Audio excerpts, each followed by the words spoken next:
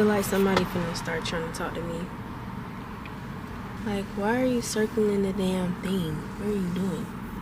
You're being weird. Anyway,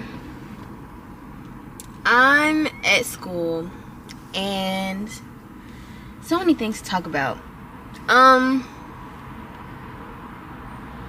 do they keep circling the fucking parking deck? Let me close my door.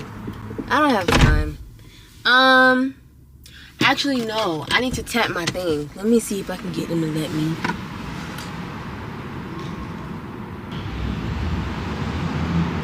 I gotta find the security or something. Let me set y'all up and tell y'all what happened because, like, only me, man. Only me. So, I'm sitting you in my passenger seat. We're just gonna talk like this because I can't sit you up on my dashboard. So, today is day 1 of my fast. I went to the farmer's market to buy my stuff yesterday. Where's my lunchbox?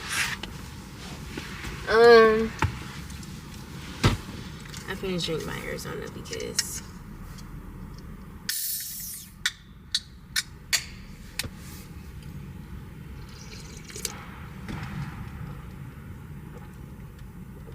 I am fasting, but my girlfriend bought it for me. Speak of the devil. Where you at? You here? Yeah. Oh shit.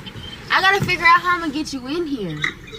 Your car. You gotta use your little thingy. But I tried to tap it. Okay, so it don't work when you Already in there.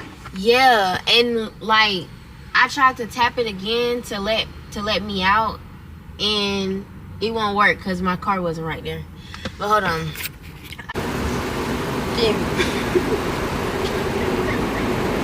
She's jumping the car for me.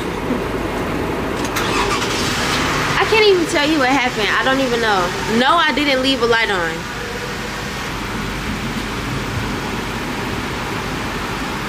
Thank God she was off today. Cause I would have been stuck until she got off of work. I would have had to not go to work. You ready for your daddy? I would have waited till you got off of work. I would have waited till you got off of work.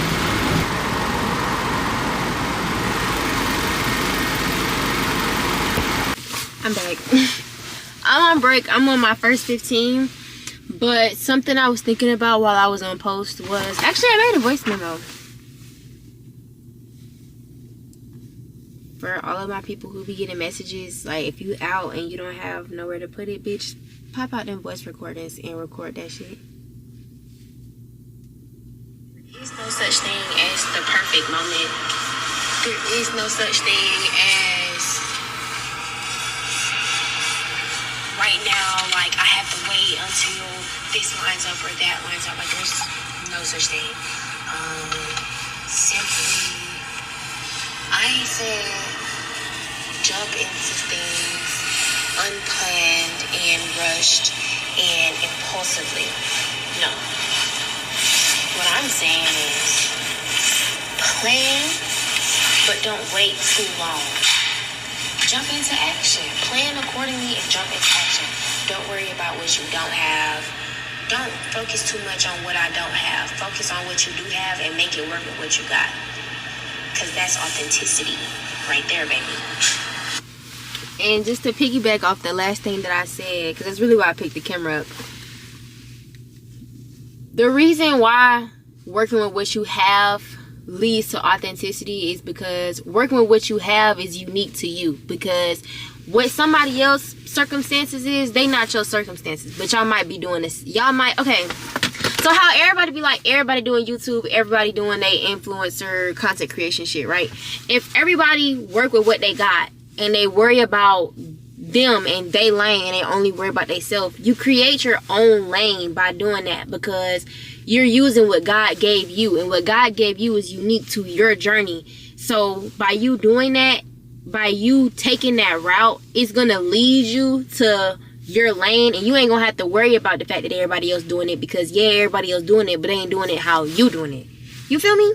And also stop counting yourself out your goals and your dreams because other people are doing it. I don't know who needs to hear that, but who give a fuck if everybody else doing it? Bitch, them folks ain't you. What do you bring to the table that sets you apart from everybody else? Because God wouldn't put that passion in your heart, that plan in your heart for no reason if he wasn't gonna give you no success. If he wouldn't, God wouldn't put a flame in your heart, put a burning passion inside of you for you to never be able to pursue it, because you're not going to have any success in it because it don't make enough money or everybody else doing it. God don't work like that. As humans, as people, we move by sight, right? And we have to, as a human race, we have to unlearn seeing physically, and we have to learn how to see spiritually, because that's where the real answers lie. The answers ain't in this realm. The answers ain't in the physical. And so God can do things that go beyond the physical, that go beyond our everyday lives. And so why are you expecting God? Why are you condemning God to worldly standards? Like, oh, it don't make enough money. You don't think God can get you the money? So we'll piss off the neighbors. Nigga, sing.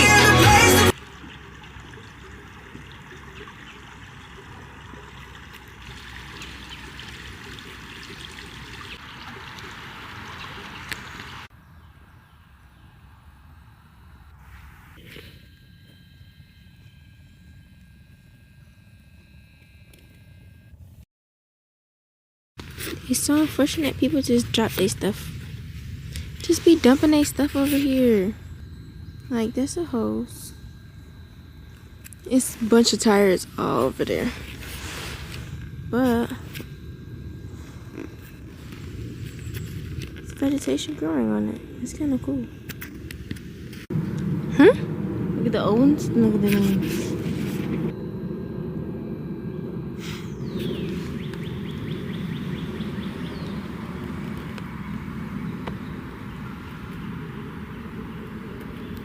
Good morning. How are we today? I hope everyone's doing good. I'm gonna have to get used to not looking in the viewfinder and looking into the camera. I hope everyone's doing well. I'm doing great. Oh my god, wait. That's gonna take some getting used to. Everyone's doing well. I'm doing great. As we see, I'm in a chipper mood. I'm at school. I ate, I did my edges, did some thinking. I was wondering why I kept having things to talk about and they kept going away. And I get on TikTok and it's this video of, what is his name? And I know that y'all have seen before. AG, hold on. Cooking like AG. Set that phone down. Take a deep breath. Him? Delete that thing, piece. He be speaking like, he be saying some real shit. He was talking about how people never try because they're afraid of being caught trying and failing. Most millionaires, most people who make it far, is they got there because they never gave up and they failed many times. Like, that's just a part of the process. But what he said towards the end is what really spoke to me. I need to be getting my stuff together so I can go into school. But he was talking about how his friend had said in the group chat that he wanted to start meal prepping, and a whole bunch of hold on. How his friend wanted to start meal prepping, and how some people would have been afraid to say that they wanted to start meal prepping because they would have been afraid to get caught slipping up or whatever the case may be. He started saying how with his friend, now he has a whole community of people to keep him on his toes when it comes to keeping up with the stuff that he said that he was going to do, right?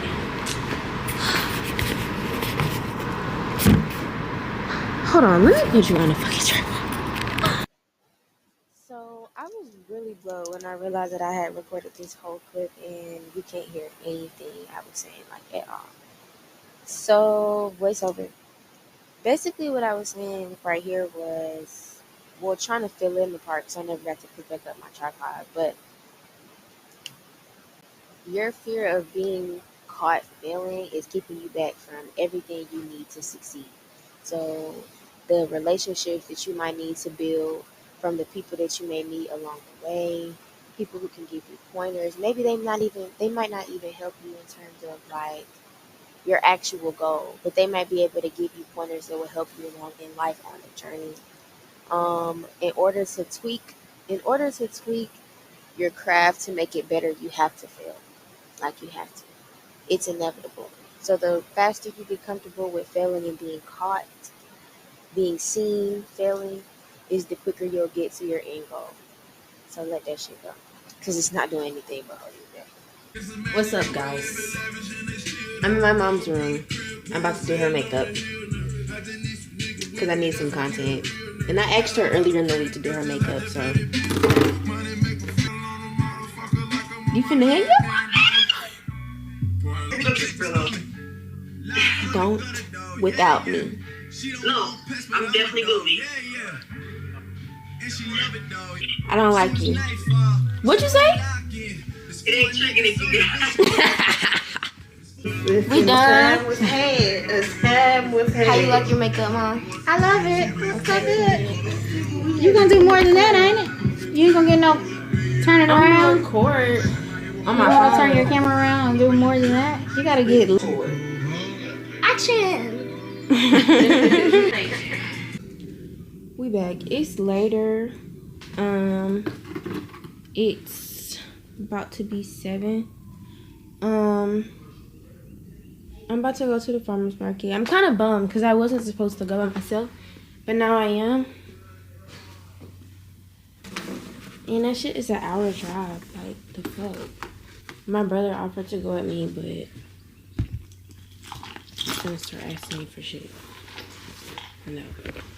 I'm finna call my hoe. We gonna have a dick sucking marathon. Goodbye, And Roger. our brains. Goodbye, Roger. Right quick. No. Yeah, nigga. It's so fucking ghetto. Stay that nigga, bro. So I lied. We're back. I'm gonna make this quick because I'm almost out of storage. I'm about to head to the farmer's market, like I already said. But remember, the first week we had the revelation that fasts don't have to be strict or by the book, because really in life there is no fucking book. Just do what you feel is right on your heart based on you and your relationship with God. It don't got shit to do with nobody else. I was running out of fruit during the week, and so I just started rationing out my fruit, and I kept it cute with like vegetables and stuff, vegan foods, just trying to stay on track. But I'm about to go back to the store. I think another thing that was really like I was struggling with was, I remember the first go around I made it fun by trying like different foods, cooking different, and I think my mistake with the fruit fast was I kept it very boring with just eating fruits, and I felt like, okay, maybe you shouldn't have did that. Maybe you should have made it fun like you made the other one, because I got really tired of doing it really fast. And that's fasting. You're gonna be like, oh my god, I can't wait to get off, but really make it fun, and you're not gonna be like that, I promise. So I'm gonna show y'all everything later. I'm probably gonna have to end up recording on my phone if I'm being real. So if the quality changes, sorry, not sorry. So I'm back. So for the end of the video, I'm gonna end it off with some pointers, I guess, for pre-fasting and during the fast to take with you if you decide to go take the steps to do it yourself. So pre-fast, some things I like to do is purge. Purging is writing down whatever you need to get rid of in your life. That could consist of bad habits, people, what you ingest, as in like social media, shows, books, music, and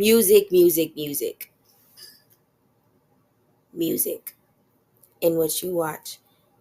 Because a lot of what we see on social media, a lot of what's trending right now, like Zeus Network, Now That's TV, all that stuff, it's very low vibrational TV. We don't need to be ingesting it. It's very bad for us. Don't write this list down. When you're taking the steps to purge in preparation of a fast, you have to be completely and utterly willing to let all of these things go.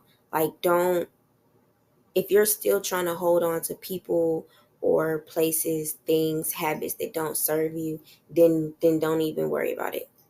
Fasting ain't for you right now. This process not for you right now because you're still in the process of getting tired of your BS, which is fine. We all it takes us. Everybody has their own journey with getting tired of their own shit. But when you're ready and you're tired of your own shit, you can come back. Okay. Next. So the first, purging is like the basis, but I have like other things that I numbered that I wanted to talk about. So the first thing is self-care includes doing the things you said you were going to do. So if you said that you're going to get rid of these things and you're going to fast to strengthen your relationship with God, become a better person, you want to change your life, you want to become stronger spiritually, become more knowledgeable spiritually, whatever your end goal is, even it's probably all of them. Whatever your end goal is, do what you said you were going to do. We all fall into moments where we're not going to be the most disciplined every day, but it's not about what you do every day. It's about most days. So try to stay disciplined, talk to God, pray, and ask for protection, ask for guidance, because protection and guidance over your goals, dreams, aspirations, especially when it pertains to trying to ascend and strengthen your spiritual relationship, you have to ask for protection over those things, because the things you're battling, the things you're struggling with, the energies that you can't see do not want you to ascend. They don't want you to do better. So when they see you actively trying to be better, become better, strengthen your relationship, they're going to try everything in their power to get you to not get there. So you can't do it on your own, which we're going to double back to that later. So moving on. Yes, do what you said you were going to do. And like I said, we're not going to be our best selves every day, but give yourself grace. If God doesn't judge you, then you shouldn't be judging yourself either. This life is about beautifully cultivated things, and beautifully cultivated things take time, including yourself.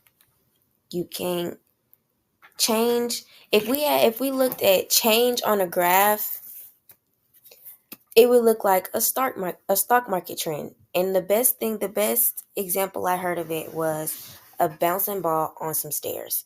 So up close, it may look like you're up one day and down the next. But if we zoom out and we look at the overall trend over, let's say, the course of 3 years, you were going up slowly but surely. You were elevating, you were ascending, you were doing better. But month to month, day to day, it may not look like that.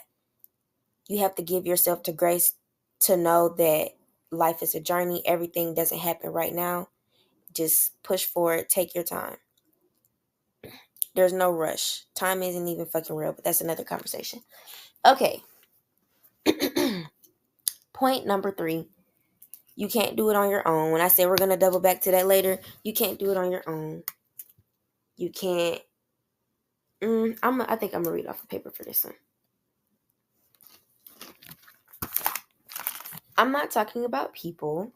Yes, you're going to need people along the way to help you gain knowledge, experience, community, networking, contacts, etc., etc. But what I mean is that you can't expect to only make it through life, ascension, really anything without God on your team. Your own will can only take you so far, because life's journeys are never straight and narrow, and we get tired and frustrated, discouraged, weighed down by the negative words of others and our circumstances. God understands the reason when you don't. God knows when you're tired, but sees that you're almost there, when you can't see on the other side, and when you're ready to give up. So God pushes you forward. Everybody else is on the outside looking with you. They're like, it don't look like you're that close either. God's the only one that knows the situation from an aerial point of view, to know that you're damn near there. So you need to keep going. You get what I'm saying? God knows that those people don't see the vision, but the vision was meant for you. And I want to talk about that. Okay. Point is, God knows and sees beyond the physical. So God can make shit shake with nothing. God can bring you through a situation when you felt you had no fight left. It's a support so secure and truly non-conditional. You can't get that anywhere else. At least not in the physical from any people here.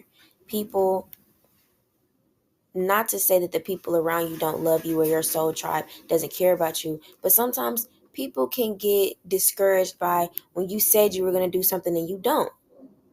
And when you're not being your best self at a moment of your life, and people can become frustrated or irritated or not want to deal with you, when God never does that. And it's not to say that those people are wrong. God just always understands that we're not going to be perfect, and he always sees us for who we are.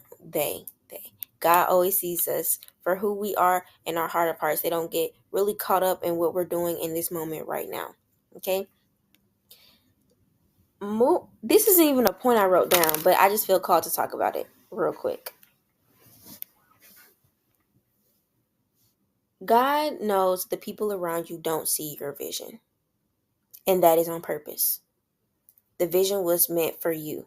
So granted, nobody else around this bitch gonna understand the vision because they weren't blessed with it. It wasn't for them. And if it was, God would have given it to them.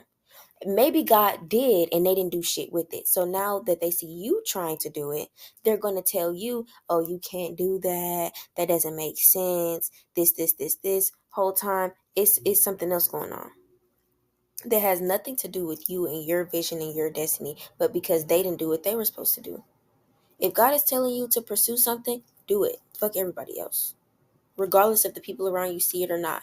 Regardless of if the people around you are treating you fairly or not, God's going to take care of it. I also want to talk about that. You don't have to always take matters into your own hands and retaliate. I'm not saying put yourself in unsafe situations, and if people are putting their hands on you or being physical with you, to not defend yourself. That's a whole nother conversation. But if it's physical things going on, mental manipulation, this bullshit like that, you don't always have to take it there. You don't always have to intervene or tell people about themselves. Just know, have the faith and trust in God that God got it handled. Because God always gonna take care of theirs. Seriously. Anybody that's mistreating you, don't even have to worry about it. It's already handled. Because this, at the same moment that it happened, God seen that shit too. Moving along.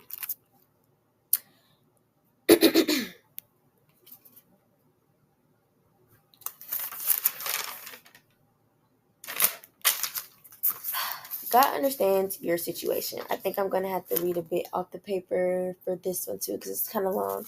God understands your situation. God knows you ain't got much money to get groceries with. God knows what you do and don't have access to. God blessed you with what you have because God wants you to work with what you can. The whole point, before God can take you up, God needs to be sure that you know that you have the tools to manage what they're trying to give you. So God gave you what you have right now. So for example, if you broke and in college and you want to fast, but God knows that you don't have no fucking money, you work in your little job and it's doing what you can. God knows you're trying your best.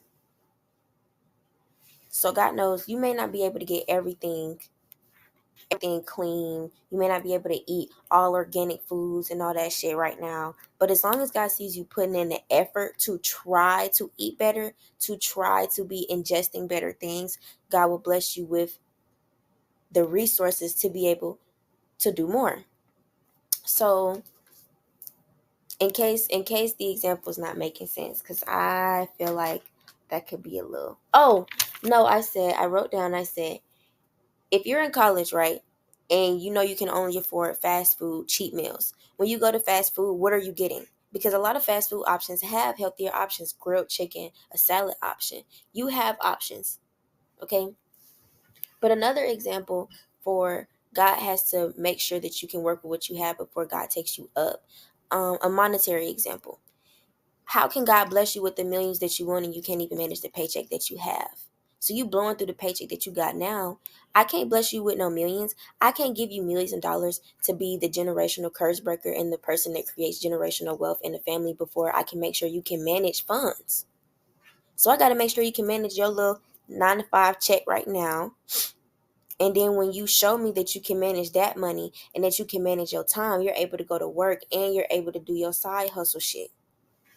You're able to manage. Then I'll be able to bless you with more opportunity, more of this, because you've shown me, you've demonstrated that you can handle the pressure. So God understands what you're working with. Don't feel the need to do everything for aesthetics. Because I remember when I wanted to change my diet or just change a lot of things in my life, I was looking for it to look a certain way. And God had to keep telling me, work with what you have. Work with what you have. You have enough. You have what this guy be saying? You have exactly what you need in this moment right now. You don't need anything else. I've given you everything that you need. So, leaving you with that. Next point. There are no rules. I want to emphasize this. So, like for real.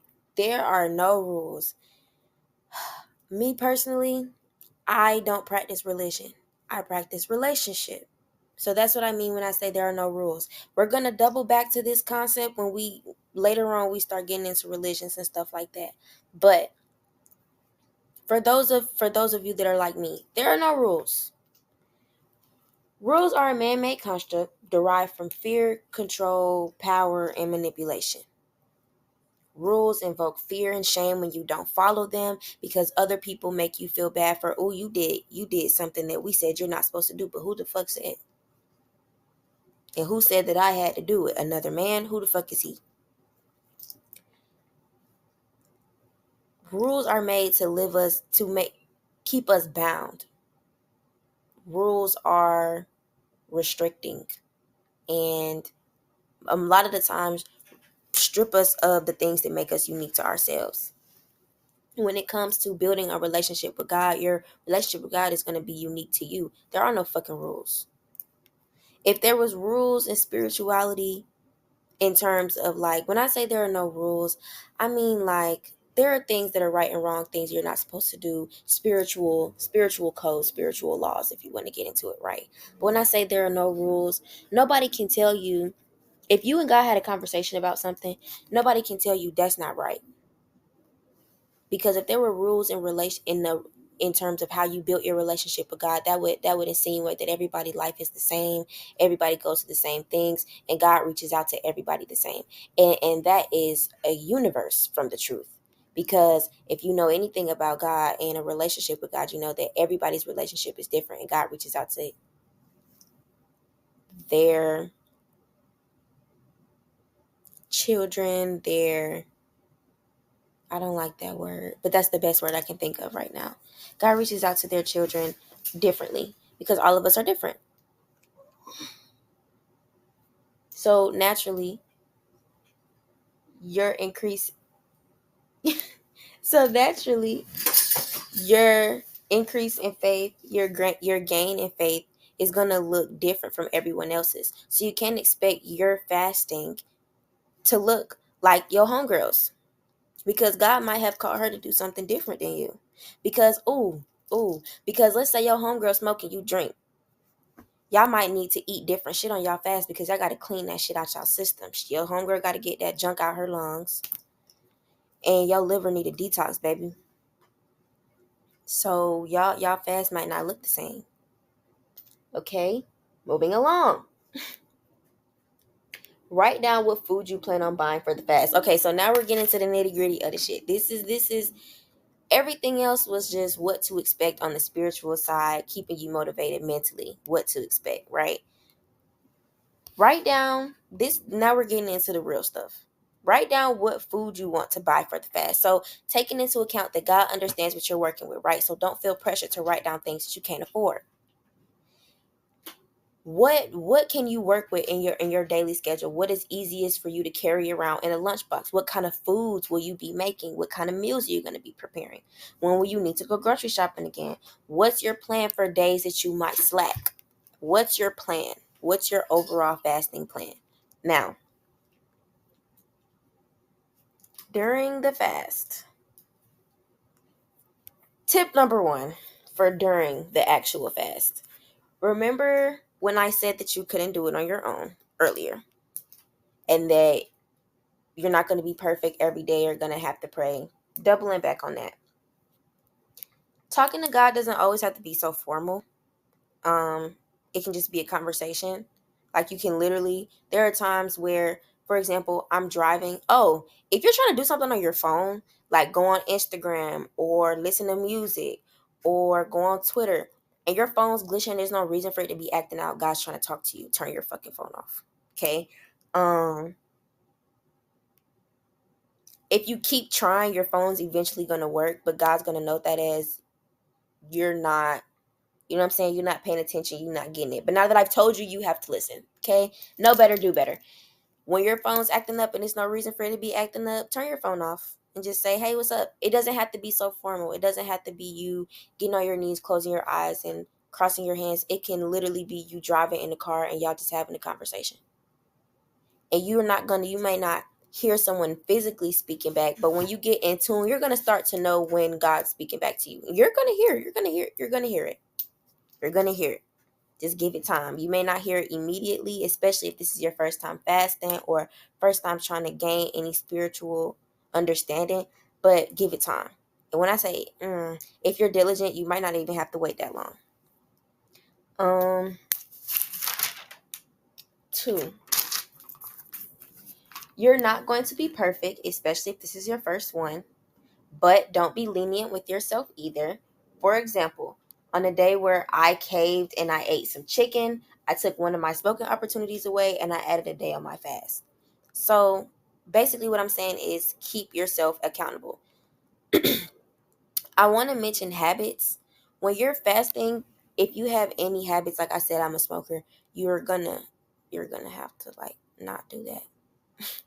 Or you're gonna have to slow down. So, for example, recently my girl bought some flowers, and the plan, we're supposed to be slowing down. So the thing is, smoke one day, every other day, basically. Smoke once every other day, because typically we're smoking every day, multiple times a day. So we gotta chill. When you're fasting, you have to do the same thing. What did Andre 3000 say? No drugs or alcohol, so I can keep the signal clear. Yeah, that's real. It's a hard pill to swallow, baby, but it's real. Keep yourself accountable. Like I said, you're not going to be perfect. Give yourself grace, but don't be bullshitting either. Don't be like, oh, I ate some chicken, but it's cool. No, the fuck it's not. Bitch, you're not supposed to be eating that. So if you were supposed to be fasting for 2 weeks, you ate chicken that day, you have another day on your fast. It was another fast I did. I was being really hard on myself. I gave myself an extra 2 days when I started bullshitting. That'll keep your ass accountable, especially when it start getting way longer than it was supposed to be. Yeah, relax. Number 3, make it fun. Okay, like I said, prayer doesn't have to be so formal all the time. Neither does fasting. Nothing in spirituality has to be so serious all the time. You can chill. You can have fun. Make the fast fun. So when I was saying, write down the meals that you're going to make. If you know that you're going to be on a full veggie fast, you're not going to be eating anything with veggies, look up vegetarian meals or vegan meals that you can make to keep it fun. You know what I'm saying? Make something you've never made before. And then it's fun when you go to work and it's like, oh, I'm trying this. I ain't never ate it. And you made it. You can laugh at yourself if the shit end up being nasty. If it end up being good, you can write it down for something to use later. Look up like different seasonings, herbs to use from different cultures, so you can make a dish that you've always made, but use a seasoning from a different culture. Because everybody season their food, but they season it differently.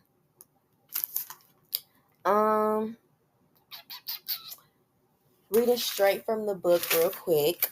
Making it fun will take the seriousness out of it. It might not even feel like a fast at that point. Fasting is the strengthening of your faith, but also an introduction to a lifestyle. Why is it that God asks us to eat a certain way when we are trying to grow closer? Because the things that we ingest affect our vibration, they affect our spiritual sight, not physical sight, and they affect our intuition, which is what I meant. So God needs us to purge so we can be in tune, so that we can hear. Are y'all following me? Stay with me. So if God needs us to be in tune, why would God only need us to be in tune when we're fasting? God would need us to be in tune all the time. This is a lifestyle change. Fasting is the introduction to a lifestyle change. So it's best for you to make it fun. Write these things down, the ones you do like, the ones you don't like, because eventually this is going to be something that you're going to need to do all the time. It doesn't make sense to fast for a month and then go back to eating poorly after that. You get what I'm saying? For the last point, it is to fast multiple times a year. I'm not here to tell you when to fast, or I'm not even here to tell you how. You get what I'm saying? Like I said, that's up to you and God. That's y'all conversation. But we should be constantly dying and rebirthing, becoming new versions of ourselves. In shedding our past versions of ourselves and moving forward with the new lessons and perspectives and knowledge that God has blessed us with, naturally we need to upgrade our faith as well. So when you're moving into these new eras in your life, these new seasons in your life where God has blessed you with knowledge and you pass this test year moving forward, you have to upgrade your faith. And with each new fast, with each new increase in faith, your discipline should get better. Your discipline should be tighter, and the intensity of your fast needs to increase as well. So like, if you're somebody who, like, let's say you eat really bad, we starting from the bottom for real, and you always eating out. No more eating out. You know what I'm saying? Only eating home cooked meals. Then you do that for a week. Then you go into, okay, you only eating home cooked meals and you're only eating fruits, veggies, fish, and grains. No dairy products. You do that for 2 weeks. Your next fast, you might do fruits, veggies, nuts, seeds. You do that for 3 weeks. Or you might do it for 2 again. Next fast, you do only fruits or only veggies. No, you do fruits and veggies. You may do that for 2 to 3 weeks. Then after that, you do fruits or veggies. At that point, when you're only on fruits or veggies, you can do a month. You can do, really, it's up to you. But each time, if you're decreasing what you can eat, you need to be increasing how long your fast is. That's just my go-to, my tip.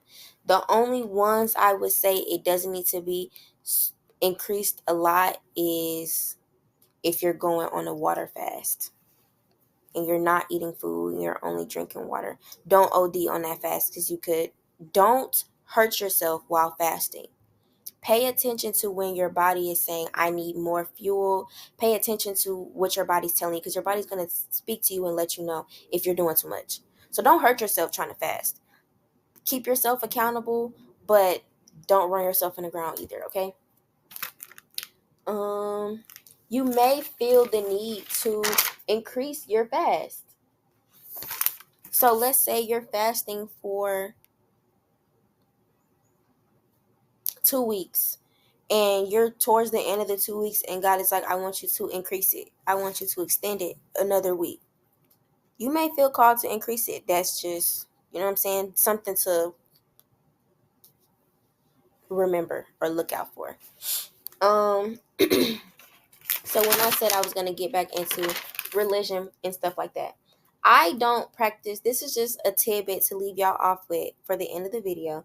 I don't practice religion personally, but I do believe that religious practices can be useful in gaining spiritual knowledge and insight. So like looking into certain fasts from different religions, like the Esther fast, Daniel fast, Lent, Ramadan, it can be good for just gaining an understanding of fasting, what different cultures use it for, and the process that they go through when they're trying to strengthen their relationship. Learning the basis of different religions can be good on your own journey. In my opinion, I just think that The same way we like to be knowledgeable about other things, we might have to look at research from different areas or different cultures. We should do the same thing with religion. I'm not saying you have to outsource their practices, but it's good to just be knowledgeable on things. Now, if you do practice religion, stay specific to your religion. So when you're fasting, when I said there's no rules, if you're Muslim and you know that y'all have a certain amount of rules, certain rules that y'all practice, if you practice Christianity, you know there's certain rules that y'all follow when y'all fast. And of course, stay specific to your religion. I'm not saying there's no rules in your religion, but for those people who are like myself, who are more based on relationship rather than religion, there's no rules, and research, being knowledgeable can be good. Also, if you do practice a religion, I don't think there's anything wrong with being knowledgeable on other religions as well. Like I said, you don't have to adopt their practices, but it doesn't hurt, to know what you're talking about in case you get into a conversation, or, God gives us messages about a lot of different things, especially with the way the world is going right now and everything is going on. It just helps to be unified, and no religion is wrong. Nobody's spiritual practice is wrong. It just helps to be knowledgeable, not be ignorant, and be able to accept everybody as they come and truly treat God's children the way that they intended us to. So that's all in terms of research. I hope the video and everything in it, like my little tidbits and my process that I was going through, helped along your journey, wherever you're at in your journey. Grace, not just with fasting, but in life in general, when you're trying to be better, grace. Be graceful with yourself. Life is a journey. Enjoy the journey. Take it a day at a time. Be safe out here. The world is a crazy place. I will see y'all in the next video.